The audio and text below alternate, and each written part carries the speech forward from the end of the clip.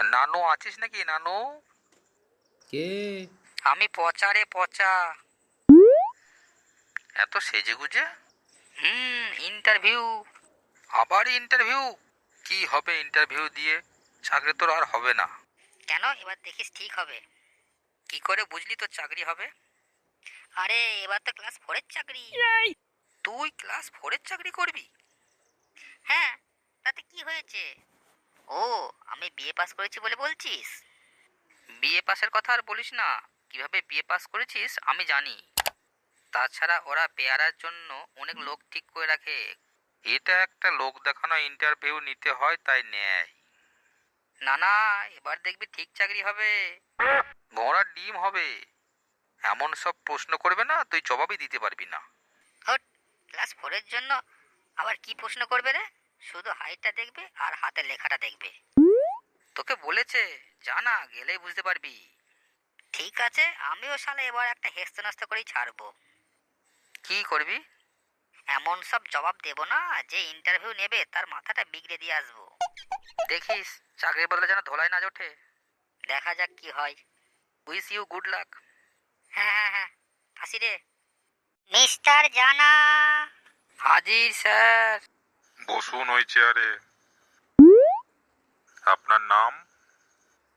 আগে ডাক নাম পচা, আর ভালো নাম সর্বজ্ঞ জানা। সর্বজ্ঞ জানা? আগে হ্যাঁ। তার মানে আপনি সব জানতা। সবই তার ইচ্ছা। আপনি চাকরির জন্য দরখাস্ত করেছিলেন? আগে হ্যাঁ। এই দরখাস্তটা আপনার? হ্যাঁ স্যার। আপনি বিএ পাস? না স্যার, না মানে হ্যাঁ স্যার। না মানে হ্যাঁ কি করে হয়? হ্যাঁ হয় স্যার। দুটো নো মানে হ্যাঁ হয়, অর্থাৎ দুটো নেগেটিভ ব্যবহার করলে একটি পজিটিভ সৃষ্টি হয়, অর্থাৎ দুটো নো মানে একটা হ্যাঁ। বটে। দরখাস্ততে ক্যালকাটা বানানে একটা টি লিখেছো কেন? স্যার একটা টি দিলেও হয়, কিন্তু দুটো টি দিলে একটু মজবুত হয়। দিন স্যার, আমি দুটো টি লিখে দিচ্ছি। থাক, আর দরকার নেই। আপনি ক্লাস 4-এর চাকরি করবেন? সবই তার ইচ্ছা। বেয়ারার চাকরি পছন্দ হবে তো? সবই তার ইচ্ছা। তার ইচ্ছা বাদ দিন, আপনার কি ইচ্ছা সেটা বলুন। বলবো স্যার? হ্যাঁ বলুন। এই মুহূর্তে আমার ইচ্ছা করছে আপনার জায়গায় যদি আমি বসতাম আর আপনি আমার জায়গায় বলির পাঁঠা হয়ে বসতেন, তাহলে কেমন লাগতো স্যার? আপনার এই ইচ্ছাটার জন্য আপনাকে ইন্টারভিউ না নিয়ে এখনই তাড়িয়ে দিতে পারি, সেটা কি আপনি জানেন? বাহ, আপনি তো আমার ইচ্ছাটা জানতে চাইলেন স্যার। খোঁজে যাচ্ছেন কেন? আপনার মুখ বেশ ভালোই চলে দেখছি। আগে হ্যাঁ স্যার, তবে এবার বোধ হয় স্যার হাতটা চলতে পারে। হোয়াট? না না, আপনাকে না স্যার। ব্যাপারটা কি জানেন?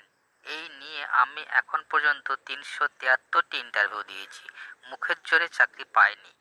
এটাই স্যার আমার লাস্ট ইন্টারভিউ। এই চাকরিটা না হলে মুখের জোরে ছেড়ে হাতের জোরে চাকরি পাওয়ার চেষ্টা করতে হবে। আপনি কি মারধরের ভয় দেখাচ্ছেন নাকি? না না স্যার, না স্যার। তবে? আমি প্ল্যানিং এর কথা বলছি স্যার। আপনাদের তো অনেক প্ল্যান করতে হয়। আমার মতো আপদ বেকার ছেলেদের কিভাবে চাকরি দিতে হবে সেটা তো আপনাদের প্ল্যান করতে হয়। তাই সেই কথাটাই বলছি। যাকে, বড্ড বাজে কথা হচ্ছে। দেখুন, আমি আপনাকে সাহিত্য, বিজ্ঞান, ইতিহাস, ভূগোল থেকে প্রশ্ন করব। যদি সঠিক উত্তর দিতে পারেন তাহলে আপনার চাকরি হবে। আপনি কি রেডি? দেখি স্যার। দেখি স্যার মানে? মানে আমি ক্লাস 4 তো তাই বলছিলাম। আপনি দরখাস্ততে লিখেছেন বিএ পাস। না স্যার, আমি বিএ পাস। বলছিলাম যে চাকরিটা তো ক্লাস 4 এর চাকরি। তো ক্লাস 4 এর চাকরি করতে হলে বিশ্বব্রহ্মাণ্ডের খবর জানতে হবে। কি জানতে হবে কি হবে না আমি ওসব জানি না, তবে আমাদের সংস্থার নিয়ম মেনে আমাকে চলতে হবে। স্যার নিয়মটা সবার জন্য না শালা ভগ্নিপতিদের বাদে? শালা ভগ্নিপতি মানে? না, শুনেছি শালা ভগ্নিপতিদের জন্য একরকম ব্যবস্থা আর বাইরের লোকের জন্য আরেক রকম ব্যবস্থা। আপনি কি আমাদের সংস্থার সততা সম্বন্ধে সন্দেহ প্রকাশ করছেন? বিএ পাস করে ক্লাস 4 এর চাকরি আমি করতে পারবো কি না তা আমাকে নিয়ে আপনি কি সন্দেহ করছেন? বাহ, আপনাকে যাচাই করে দেখতে হবে না? তাহলে তো স্যার আমাকেও যাচাই করে দেখতে হবে মামা ভাগ্নে অথবা শালা ভগ্নিপতিদের কোনো ব্যবস্থা আছে কিনা। না, নেই। ব্যাস তাহলে ঠিক আছে। বলুন তো। স্যার আমি কিন্তু ক্লাস 4। আবার বলে ক্লাস 4। না মানে ক্লাস 4-এর উপযুক্ত প্রশ্ন করলে আমাকে একটু সুবিধা হয়। আপনার সুবিধা অসুবিধা বুঝে ইন্টারভিউ নেওয়া হবে না, ইজ দ্য ক্লিয়ার? জলের মতো। বেশ, তাহলে বলুন। জল খাবো। এখানে জলের কোনো ব্যবস্থা নেই। বাথরুম করব। কি বললেন? না মানে স্যার অনেকগুলো প্রশ্নের উত্তর দিতে হবে তো তাই এটা বলে জিভটা একটু সড়বড় করে নিচ্ছি। আপনি রেডি? হ্যাঁ স্যার। প্রশ্নের উত্তর ভেবেচিন্তে তাড়াতাড়ি দেবেন এবং যতটা সম্ভব সংক্ষেপে বলবেন। নিশ্চয়ই স্যার। আপনি কি মনে করেন ভারতবর্ষে ইংরেজি রাখা উচিত না তুলে দেওয়া উচিত? স্যার রাখা উচিত নয় আবার তুলে দেওয়া উচিত নয়, মানে ঝুলিয়ে রাখা উচিত। রাষ্ট্র প্রতিস্থাপনে আপনার কি মত? স্যার এসব নিয়ে একদম আলোচনা করবেন না, দিনকাল খুব খারাপ, বেঘরে প্রাণটা চলে যেতে পারে। হ্যাঁ, তাহলে থাক। স্যার হ্যাঁ স্যার, প্রশ্নগুলো করুন। মনে রাখবেন আমি কিন্তু ক্লাস 4। হ্যাঁ হ্যাঁ হ্যাঁ, ঠিক আছে ঠিক আছে। আচ্ছা বলুন তো, কলকাতায় ফুটবল খেলার মাঠ উন্নত করতে হলে কি কি দরকার? দুই দলকে খেলতে না দিয়ে 90 মিনিট দাঁড় করে রাখা এবং লটারির মাধ্যমে জয় পরাজয় ঠিক করা। আচ্ছা বলুন তো, আকাশে কত নক্ষত্র আছে? আগে যা ছিল স্যার এখনো তাই আছে। ধূমকেতু কাকে বলে? যে উড়ে এসে ঝুড়ে বসে তাকে ধূমকেতু বলে। ভিটামিন কি কোথায় থাকে? এক ধরনের বড়ি সব ডাক্তারখানায় পাওয়া যায়। মানুষ একমাত্র কি খেয়ে সারা জীবন বেঁচে থাকতে পারে? গালাগালি স্যার। জিন্স কি? যে কোনো পোশাকের দোকানে পাওয়া যায়। কার ঘ্রাণ শক্তি সব থেকে প্রবল? মেয়ে মানুষের স্যার। একটি পূর্ণবয়স্ক মানুষের দেহে কতটা রক্ত থাকে? কেটে দেখতে হবে স্যার। মানুষের দাঁত কবার ওঠে?